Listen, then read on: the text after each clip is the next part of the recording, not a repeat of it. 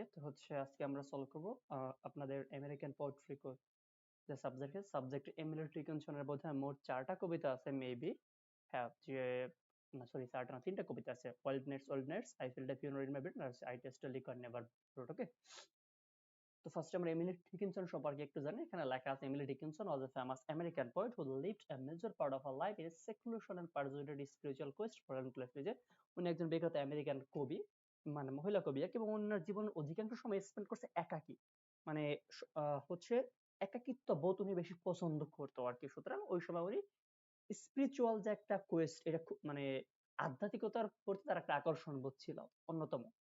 এরপর বলছে her writing was deeply tinged by the mysticism of William Blake, এবং সে উইলিয়াম ব্লেকের যে মিস্টিসিজম আর কি, মিস্টিসিজম যারা বোঝায় সবকিছুর মধ্যে গডকে খুঁজে পাওয়া। ওকে, তো এই যে যে এমিলি ডিকিনসন উনিও মেনলি উইলিয়াম ব্লেকের মিস্টিসিজম ধারাটা, এই ধারাটা দ্বারা অনেক বেশি ইনফ্লুয়েন্সড ছিলেন।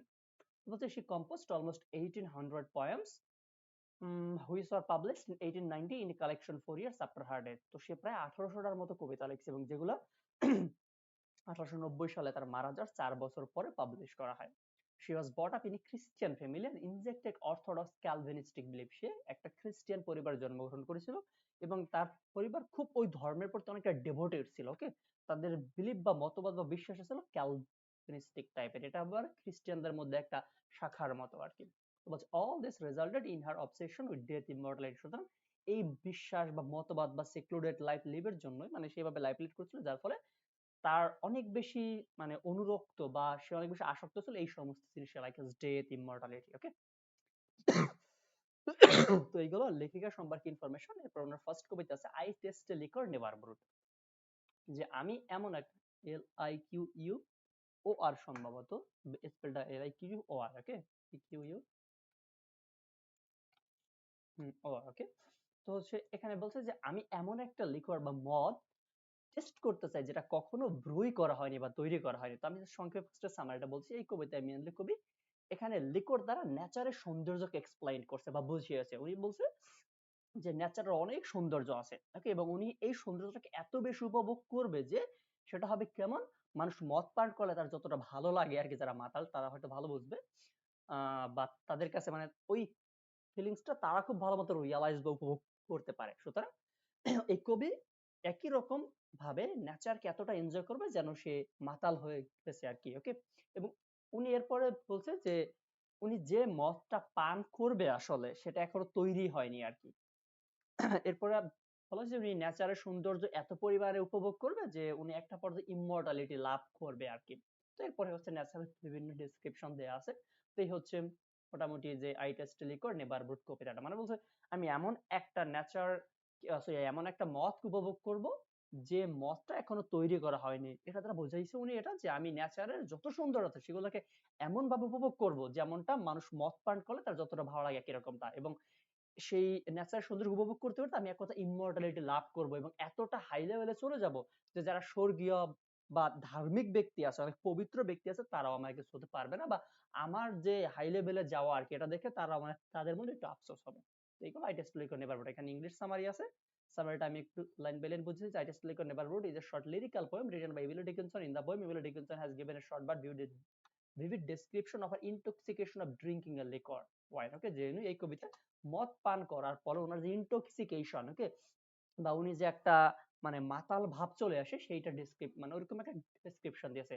তো আসলে কিন্তু এখানে এই লিকর দ্বারা ওয়াইন বা মদ ইন্ডিকেট করে না, বরঞ্চ নেচার ইন্ডিকেট করছে যে her drink is not any liquor that has ever been brewed anywhere in the world. সে এমন একটা সেই মদ পান করতে চায় যেটা এখনো ওয়ার্ল্ডের কোথাও তৈরি করাই হয়নি। দ্য ড্রিঙ্ক ইজ এক্সট্রাঅর্ডিনারি, সুতরাং এটা কি অনন্য বা সুপার লেভেলের হবে। And it has a touch of something unearthly, মনে হবে যেন এটা দুনিয়ার কোথাও নাই। ওকে, মানে এতটা সুন্দর হবে। such a liquor is not available even from all the beds upon the river Rhine। এমনকি রাইন নদীর তীরে যত প্রকারের ই গাছগুলো আছে, আঙ্গুর গাছগুলো আছে, সেই ভালো ভালো আঙ্গুর গাছগুলো থেকে ভালো ভালো আঙ্গুরগুলো নিয়ে যদি মদ তৈরি করা হয় তাহলে কিন্তু এত ভালো মানে কবি যে মদটা পান করবে তাও অত ভালো মদ তৈরি হবে না ওই আঙ্গুরগুলো দিয়েও। Actually, by the expression it is a liquor never brewed, Dickinson means the beauties of nature। আসলে সে এখানে এই লাইনগুলো দ্বারা নেচারের সৌন্দর্যকে এক্সপ্লেন করছে যে in a deeply confessional note একটা স্বীকারোক্তিমূলক ভঙ্গিতে the poetess tells us of her addiction to her special drink and her sensual nature, যে নেশার সম্পর্কে তার যে অনুভূতি সেটাই আসলে সেই কবিতার দ্বারা সে মদ পান করবে বা মদ পান করে সে উপভোগ করবে সেটা দ্বারা সে বুঝে আছে। But the drink she is addicted is to the exhilarating beauties of nature. Her special liquor is nothing more than the fresh air, the morning dew, the flowers and the summer sky. সেখানে মানে এই কবিতায় কবি যে লিকর কথা বলছে সেই লিকর গুলা কিন্তু এই সমস্ত জিনিস আর যে সকালের যে মানে ফ্রেশ যে এয়ারটা, দেখবেন সকালে যখন আপনি ঘুম থেকে উঠবেন তখন যদি জানলা মানে একটু বাইরে বের হন দেখবেন খুব স্নিগ্ধ একটা বাতাস আসে, একেবারে ফ্রেশ লাগে ওরকমটা। সকালবেলার শিশির, তারপরে ফুল, তারপরে গ্রীষ্মের দিনে মানে সূর্য, এই সবগুলো হচ্ছে ন্যাচারাল অর্থ। কবি এই নেচারকে পরিপূর্ণরূপে এনজয় করতে চায় এবং এত পরিমাণ উপভোগ করবে যেমনটা একজন মাতাল মদ খাওয়ার পর উপভোগ করে থাকে। বলছে nature has become intoxicating to the poet, সুতরাং নেচারের সৌন্দর্য কবিকে যেন বিমোহিত বা একেবারে মাতাল করে দিচ্ছে। In fact in the poem the poetess has expressed her intense fascination and love for the beauties of nature in a metaphorical manner. তার মানে এখানে কবি মেটাফরিক্যালি বা কম্পারিজনের দ্বারা সে নেচারের প্রতি তার যে ভালোবাসা বা ডেভোশন এটা সে এক্সপ্রেস করছে। She has expressed her great enthusiasm for enjoying the nectar of nature. সে বলছে যে নেচারের যে মধু, নেকটার মানে তো মধু, মধুটা সে পরিপূর্ণ উদ্যমে যে না এনজয় করতেছে বা উপভোগ করতেছে। The poetess is intoxicated after enjoying the beauties of nature, she declares that she is already drunken with the alcohol of the air and the dew. সে তখন এমন ডিক্লেয়ার করছে যে আমি যেন এই যে মানে যে বাতাস আছে, যে শিশির আছে, এগুলার যে মানে এগুলাকে তো সে অ্যালকোহল হিসেবে ইন্ডিকেট করছে তাই না, সুতরাং এই অ্যালকোহল গুলা ড্রাঙ্ক করে সেজন্য পুরো মাতাল হয়ে গেছে। বলছে she drinks not from earthly bars but from the inch of molten blue meaning heavenly। সে কিন্তু এখানে দুনিয়াবি কোনো মানে মদ যেখানে দেয়া হয় বার, এই সমস্ত বার থেকে সে মদ পান করেনি, বরঞ্চ তার কাছে মনে হচ্ছে সে যেন হেভেনের কোনো ইন থেকে ওকে মানে এমন এক একেবারে নেচারের গভীর থেকে সে সৌন্দর্য উপভোগ করছে। এটা হচ্ছে যদি আরেকটু সহজভাবে বলা যায়। বলছে therefore her intoxication is divine, সুতরাং তার এই নেচারের প্রতি তার যে দৃষ্টিভঙ্গিটা বা সে নেচারকে যেভাবে অ্যাকসেপ্ট করছে, সে নেচার দ্বারা যেভাবে বিমোহিত হয়েছে এটা সম্পূর্ণ divine love. being intoxicated she goes reeling through the endless summer days, এবং সে এইরকম ভাবে কিন্তু নেচারের মানে নেচারের সৌন্দর্যকে উপভোগ করে যাবে একেবারে দিনের পর দিন ওকে এন্ডলেসলি আর কি। she declares that she will not stop drinking the liquor, এবং সে বলছে যে আমি এই সৌন্দর্য উপভোগ করা কখনোই থামাবো না।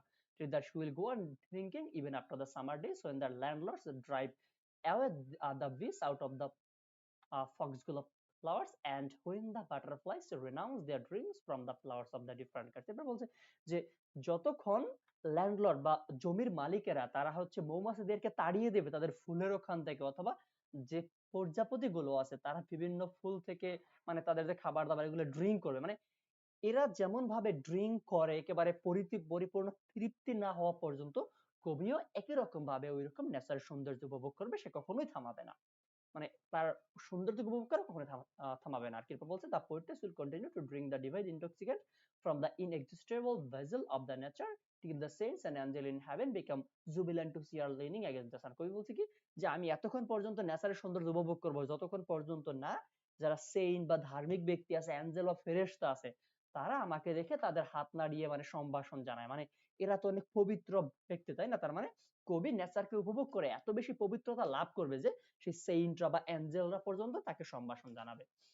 Thus the poetess has expressed her great enjoyment of natural beauties through the metaphor of drinking the liquor and getting drunk। তার মানে কবি আসলে এখানে নেচারকে ভালোবাসার মানে নেচারের প্রতি তার যে ডেভোশন বা নেচারকে সে কতটুকু ভালোবাসে সেটি আসলে সেখানে এই যে লিকার বা মদ পানের যে মেটাফর সেটা দ্বারা বুঝিয়েছে।